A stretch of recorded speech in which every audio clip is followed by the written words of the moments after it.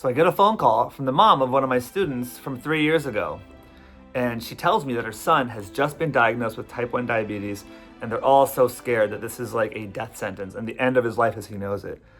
But that the son, the student of mine, remembered me as his teacher, as someone who had type 1 diabetes, but was a competitor, an athlete, and someone who had a positive outlook on life and a rich, fun personality.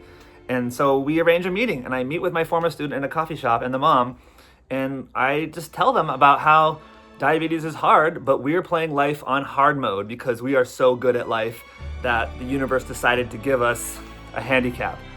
But that you could still overcome it and still succeed and still be a beast with type 1 diabetes. So I showed my students that, and I think on Survivor, I could show the world that being a type 1 diabetic looks like this. Looks like a happy, thriving, jubilant, competitive person who's also an athlete. I grew up in the jungles of Hilo, Hawaii, just catching chickens, climbing trees. That was my vibe. And now I'm a 4th grade teacher in Alameda, California. I bring a warm energy everywhere I go, and I put people at ease. That's my superpower as a teacher, and is my superpower as a Survivor player. I make people comfortable, happy, and relaxed wherever I am. I know when to be silly, and I know when to be serious, and I can play that to my advantage. I like to do little voices sometimes. Oi, Mesa Jar Jar Binks. Jason Statham as Jar Jar Binks. Hey, what you doing without any clothes on? You better get your clothes on.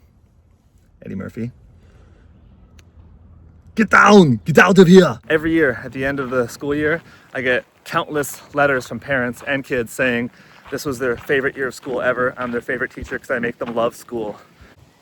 You know, everyone says they're competitive, but could anyone say that they're so competitive that they started a whole competitive scene for a video game that no one was even playing?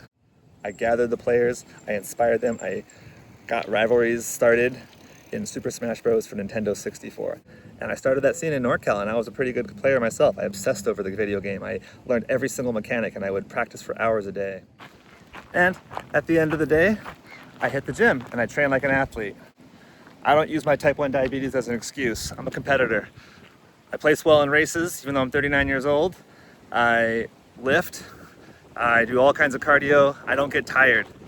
So I would be a challenge beast. I'm pretty athletic. My downfall might be I do something stupid and hurt myself. I just have too much excitement around being in the jungle and showing off. I'm a little bit of a showman. I love to be the center of attention and do silly things and make people laugh, of course. Players that I think I'd play like, Rick Devens.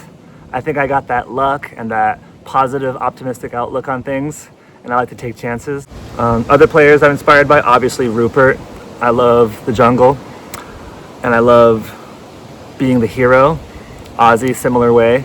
I think the psychological rebirth I could have out there in this trying experience that everyone seems to grow from, you know, they learn something about their life, about who they are, about their spiritual journey.